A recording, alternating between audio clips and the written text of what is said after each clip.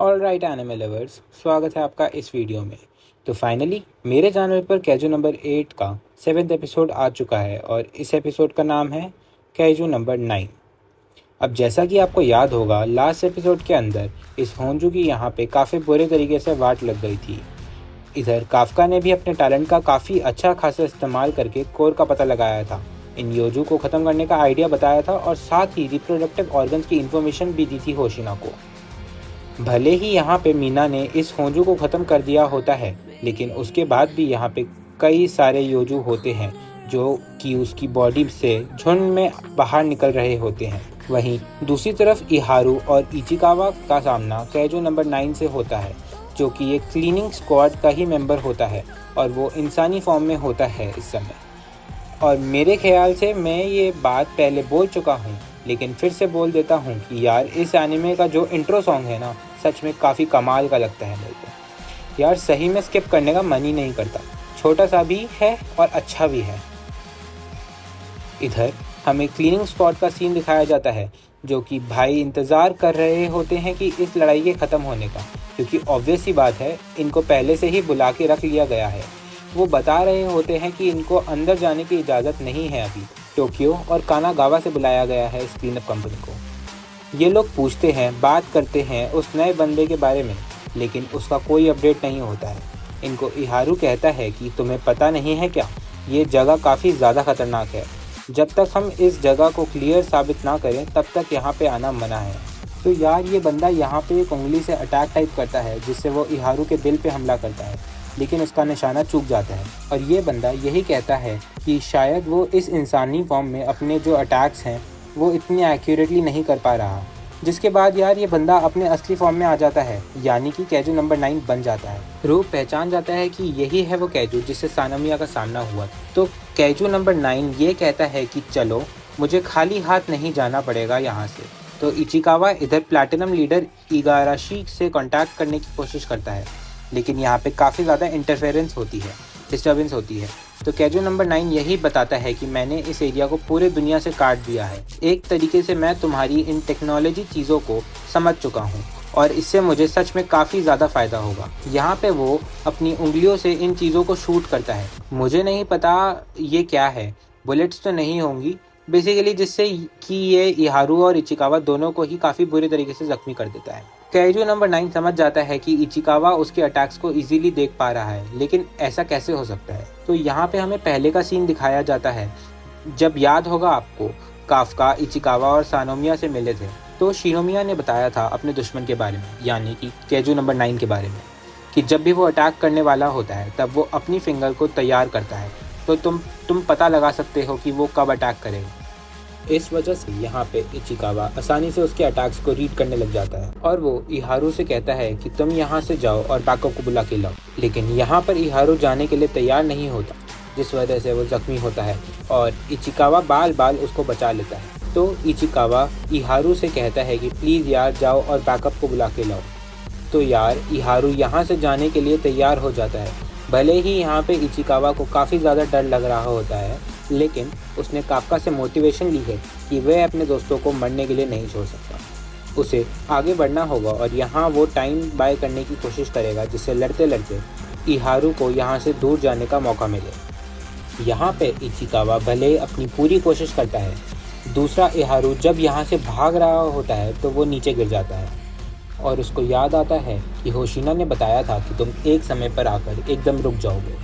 अक्सर ऐसा होता है कि 20 से 30% से ज़्यादा लोगों की पावर नहीं बढ़ पाती है, बस कुछ ही चंद लोग होते हैं जो इस लेवल के ऊपर निकल पाते हैं। लेकिन ऐसा नहीं है कि तुम्हारे अंदर पोटेंशियल नहीं है। तो यहाँ पे इहारू तकरीबन 2 हफ्तों से 20% पे स्टक हो चुका होता है, उसकी पावर नहीं बढ़ रही होती। और जिस दिन से उसने मीना को देखा है, जब मीना ने उसकी जान बचाई थी, तब से वो बस ताकतवर बनना चाहता था।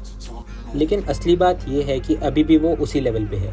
और जब वो दूसरे लोगों, खासकर इचिकावा को देखता है, तो वो कॉन्टिन्यूसली आगे बढ़ते जा रहा है। इचिकावा यहाँ पे इस कैजू से लड़ने की कोशिश कर रहा होता है और ये कैजू समझ जाता है कि यार इचिकावा उसके अटैक को रीड कर पा रहा है। तो वो यहाँ पे अपने एक नए अटैक का इस्तेमाल करता है, वो यहाँ पे पीछे से 2 और हाथ निकाल लेता है और कहता है कि लगता है तुम इस अटैक से तो नहीं बच पाओगे। वो यहाँ पे इचिकावा के ऊपर हमला करने वाला होता है, लेकिन तभी इहारू इस अटैक से इचिकावा को बचा लेता है और इचिकावा कहता है तुम यहाँ पे क्यों आए हो इहारू। तो इहारू यहाँ पे अपने आप से ये कहता है कि यार वो इचिकावा से नफरत नहीं करता, वो खुद से नफरत करता है। उस इंसान से नफरत करता है जो शुरुआत से लेके अब तक बिल्कुल वैसा ही है, जिसे हमेशा दूसरे लोगों को बचाना पड़ता था। तो यार इसलिए वो यहाँ पे इचिकावा के लिए आया होता है, यहाँ पे उसे मरने के लिए नहीं छोड़ सकता। तो कैजू नंबर 9 कहता है तो तुम चाहते हो ये यहाँ से बच के भाग जाए? देखो मेरे होते हुए यहाँ से कोई भी जिंदा और मुर्दा चीज़ मुझसे बच के नहीं जा सकती, समझे? तो इहारू कहता है सुन लिया ना तुमने, तो चलो फिर इससे लड़ना ही होगा और कोई चारा नहीं, हम दोनों मिलके इसको हराएंगे रेनो। मैं तुम्हारे लिए एक ओपनिंग क्रिएट कर दूंगा और तुम अपनी पूरी जान से उसको मारना, ठीक है? तो यहाँ पे रेनो होता है पीछे, वो अपनी गन्स तैयार करता है और एक काफ़ी यूनिक बुलेट का इस्तेमाल करता है जो कि एक कंडक्टर बुलेट होती है, जिससे कैजू नंबर 9 थोड़ा कंफ्यूज हो जाता है। इसका फ़ायदा उठा के इचिकावा आगे आता है और अपनी मैक्सिमम कॉम्बैट पावर का इस्तेमाल करता है और भगवान से ये प्रे करता है कि बस एक चांस, बस एक बार के लिए उसको शिनोमिया और कैप्टन आशिरो से ज़्यादा ताकत दी जाए। और यहाँ पे सच में वो काफ़ी कमाल की कॉम्बैट पावर अनलीश करता है और यहाँ पे कैजू की धज्जियाँ उड़ा देता है, वो धुआं धुआं हो जाता है। लेकिन हमें दिखाया जाता है कि यहाँ पे इन जोजो कैजूस की जो लास्ट टाइप होती है वो कॉप्स होती है। बेसिकली यहाँ पे कैजू नंबर 9 ने अपने आसपास कॉप्स को बिछा लिया होता है एक तरीके से बैरियर की तरह, जिसके बाद यहाँ पे इस कॉप्स के अंदर से बाहर निकलता है कैजू नंबर 9 और भाई वाट लगा देता है। इचिकावा की बात ठीक है, वही दूसरी तरफ इहारू होशिना को कांटेक्ट करके बताता है कि हमारा कांटेक्ट इहारू और इचिकावा से टूट चुका है और ना ही हमें उनके बैटल्स के बारे में कोई इन्फॉर्मेशन है, हमें पता नहीं है कि वो कहाँ पर है। ये बात काफका सुन लेता है और हमें दिखाया जाता है कि इन मरी हुई बॉडीज़ के अंदर से कुछ अजीब सा निकलने लगता है। ये चीज़ ये लोग नोटिस भी करते हैं। तभी यहाँ पे कीकोरू भी आ जाती है और वो समझ जाती है कि यहाँ पे कैजू नंबर 9 आ चुका है। बेसिकली ये दोनों ही समझ जाते हैं। वहीं दूसरी तरफ हमें दिखाया जाता है कि इचिकावा बुरे तरीके से जख्मी हो चुका होता है, उसकी पूरी बॉडी जल रही होती है और उसके शरीर से बहुत खून निकल रहा होता है, लेकिन फिर भी वो उठने की कोशिश करता है और कहता है कि जब तक वो जिंदा है तब तक ये बैटल ख़त्म नहीं हो। कैजू नंबर 9 काफ़ी चिढ़ जाता है इस बात से और कहता है ऐसा लगता है कि इंसान की हरकतों को रोकने का और कोई चारा नहीं है बजाय उसको जान से मारने की। जब कैजू नंबर 9 इचिकावा पर अटैक करने वाला होता है तो उसको बचाने के लिए इहारू कवर करने की कोशिश करता है। काफ़ी सारी बुलेट्स वो फायर करता है, लेकिन यहाँ पे वो भी फेल हो जाता है और कैजू नंबर 9 उसको भी नीचे गिरा देता है। फिर कैजू नंबर 9 आके इचिकावा के ऊपर 4-5 बुलेट्स मार देता है। इचिकावा थोड़ा सा हिल रहा होता है अभी। इधर इहारू हिम्मत करता है आगे बढ़ने की और बंदूक उठाने की।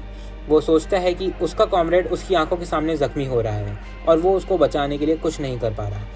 भले ही उसको नफरत हो रही है ये बात बोलते हुए, लेकिन उसे पता है कि इचिकावा बहुत ज़्यादा ताकतवर है और वो एक दिन ज़रूर कैप्टन बनेगा। तो यहाँ पे वो ये सब ख़त्म नहीं होने दे सकता। इहारू का काफ़ी अच्छा कैरेक्टर डेवलपमेंट होता है, ये हम देखते हैं। इहारू गन उठाता है, लेकिन हमें दिखाया जाता है कि इसकी गन पूरे तरीके से डैमेज हो चुकी होती है। इहारू इधर भगवान से या कोई भी फोर्स, चाहे डीमन हो या डेविल, किसी से भी मदद मांगता है, बस कोशिश करता है कि कोई तो आए बचाने के लिए।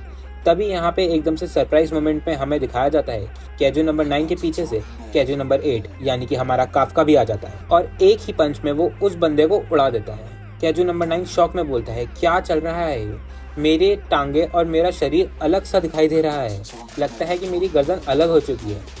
इसके तो होश उड़ जाते हैं। काफका देखता है कि इचिकावा बुरे तरीके से जख्मी है। इचिकावा मन में सोचता है कि उसने सोचा था कि वो फिर से काफका को कोई और वजह नहीं देगा कि उसको ट्रांसफॉर्म होना ना पड़े, लेकिन एंड में आके ऐसा ही हो गया। इहारू ये देख के शॉक हो जाता है कि एक और ह्यूमन टाइप कैजू यहाँ आ चुका है और दूसरी तरफ से कैजू नंबर 9 अपने आप को जोड़ने की कोशिश कर रहा होता है। काफका यहाँ पे इचिकावा को साइड में लाकर बिठा देता है और कहता है चिंता मत करो, अपनी बॉडी को और अपने वूंड्स को हील होने दो। इस बात पे लेक्चर तो नहीं चाहिए ना तुमको, चिंता मत करो, मैं उसको संभाल लूँगा। जब काफका आगे बढ़ रहा होता है तो इचिकावा को पता होता है कि काफका बहुत ज़्यादा ताकतवर है लेकिन कैजू नंबर 9 के बारे में उसको एक अलग ही फीलिंग आ रही होती है। कैजू नंबर 9 कहता है, देखो मुझे पता है कि तुम अभी भी कैजू हो, तो तुम मेरे रास्ते में क्यों आ रहे हो? और वैसे जितना मैंने तुम्हें सोचा था तुम मुझसे ज़्यादा ताकतवर हो। ऐसा लगता है कि मैं तुम्हारी लाश को अच्छे से यूज़ कर सकता हूँ। यहाँ पे वो अपनी एक बड़ी बुलेट से काफका को जख्मी कर देता है, जिसको देख के इचिकावा भी शॉक हो जाता है। लेकिन कैजू नंबर 9 के मुताबिक काफका अभी भी काफ़ी टफ होता है। कैजू नंबर 9 काफ़ी सीरियस हो जाता है और इहारू समझ जाता है कि इसका मतलब यह है कि इतनी देर तक वो हमसे सीरियस नहीं लड़ रहा था। लेकिन अब काफका भी सीरियस हो जाता है और फाइट के लिए तैयार हो जाता है। सिर्फ अपनी एक चीख से वो उस कैजू नंबर 9 के अटैक को इजीली डॉज कर लेता है और आते हुए कैजू नंबर 9 की धुलाई करना शुरू कर देता है। भले ही कैजू नंबर 9 अपने आप को हील करने की कोशिश कर रहा होता है, लेकिन काफका उसको हील होने का भी चांस नहीं देता, जिस वजह से कैजू नंबर 9 पूरा कंफ्यूज हो जाता है और वो सोचता है कि थोड़ा बच के भागे यहाँ से। लेकिन इतने में एक कैजू का उसके कोर का पता लग जाता है और भाई कहता है, अब तुम संभल जाओ क्योंकि अब मैं तुम्हारे कोर की वाट लगाने वाला हूँ। यहाँ पे वो इतना तगड़ा अटैक करता है ना कि कैजू नंबर 9 उड़ता हुआ जाता है, इसकी बॉडी फट जाती है। भाई इसका कोर एक्सपोज हो जाता है पूरे तरीके से। यहाँ पर कैजू आ चुका होता है इसके कोर को ख़त्म करने के लिए, लेकिन इकारुगा प्लाटून के 2 बंदे यहाँ पे ऑलरेडी आ चुके होते हैं और ये लोग कहते हैं कि हमें एक ह्यूमनॉइड कैजू दिखाई दिया जो कि बिल्कुल कैजू नंबर 8 जैसा लग रहा है। दूसरी तरफ हमें शिनोमिया का सीन दिखाया जाता है जो कि एक योजू से लड़ रही होती है और वो समझ जाती है कि इसकी वीकनेस यहाँ पे एक साइन बोर्ड से वो उसको चीर के रख देती है। वो कहती है वो कितनी दूर गया होगा। तो यहाँ पे हमें पहले का सीन दिखाया जाता है कि जब ये दोनों यहाँ पे इचिकावा को ढूंढने की बात कर रहे होते हैं और काफका ट्रांसफॉर्म होकर यहाँ से निकल जाता है, तो शिनोमिया यही सोच रही होती है कि ये लोग गए कहाँ होंगे। तभी इकारुगा प्लाटून का जो अनाउंसमेंट होती है कि उनको सेक्टर फॉक्सट्रॉट में एक ह्यूमनॉइड कैजू मिला है, तो ये देख के शिनोमिया समझ जाती है कि वो और कोई नहीं बल्कि काफका है। इतने में कैजू नंबर 9 इजीली हील हो जाता है पूरे तरीके से और वो कहता है कि अब मुझे समझ आ गया कि तुम किस तरीके का काम करते हो, अगली बार मैं तुम्हें आसानी से मार दूंगा। तो यहाँ पे वो इन दोनों प्लेटून मेंबर्स के ऊपर हमला करता है, लेकिन काफका उन दोनों को ही बचा लेता है और कैजू नंबर 9 वहाँ से भाग जाता है। अब ऑब्वियस सी बात है उसको भी यहाँ से भागना होगा, तो यहाँ पे वो ज़मीन पर मुक्का मार के धूल धूल कर देता है और दूर भाग जाता है। उसे लगता है कि वह बच चुका है। एनीवे यहाँ पे इशिकावा और रेनू बचाने के लिए ये लोग पहुँच चुके होते हैं, तो कोई चिंता वाली बात नहीं है। एक गली के अंदर से काफका जा रहा होता है। अब ऑब्वियस सी बात है वो भी जख्मी हुआ है। इधर तभी पीछे से होशिना आ जाती है। वो यहाँ पे लोगों को रिपोर्ट कर देता है और इधर वो फाइनली इस कैजू को ख़त्म करने के लिए आगे बढ़ता है। यहाँ पे काफका अपने आप को बचाने की कोशिश करता है। उसको याद होता है कि कैसे होशिना ने पहले बताया था कि वो क्लोज रेंज अटैक में और छोटे कैजूस के साथ लड़ने में काफ़ी ज़्यादा एक्सपर्ट है और आसानी से उनसे निपट सकता है। इसका मतलब ये है कि वो सही बोल रहा था, उसके अंदर काफ़ी ज़्यादा एक्सपीरियंस है। इधर होशिना को देख के वो यही कहता है कि पहले उसके चेहरे पे एक अजीब सी स्माइल रहती थी, लेकिन अब वो सीरियस हो गया है। तो ऐसा लगता है वाइस कैप्टन होशिना जब वो कैजू को मार रहा होता है, तब यहाँ पे होशिना अपने लिमिटर को रिमूव करने की परमिशन मांगता है। परमिशन ग्रांट कर दी जाती है और वो अपनी कॉम्बैट पावर अनलीश करता है, जो होती है 92%। भाई साहब यहाँ पे फाइनली भाई होशिना काफ़ी खतरनाक मूड में आ चुका है न्यूट्रलाइज करने के लिए कैजू नंबर 8 को। तो यार ऑब्वियस सी बात है ये काफ़ी खतरनाक एपिसोड था। अगर आपको ये वीडियो पसंद आई हो तो लाइक करना, सब्सक्राइब कर लो अगर इस चैनल पे नए हो तो। मिलता हूँ आपसे अगले वीडियो में, तब तक के लिए गुड बाय।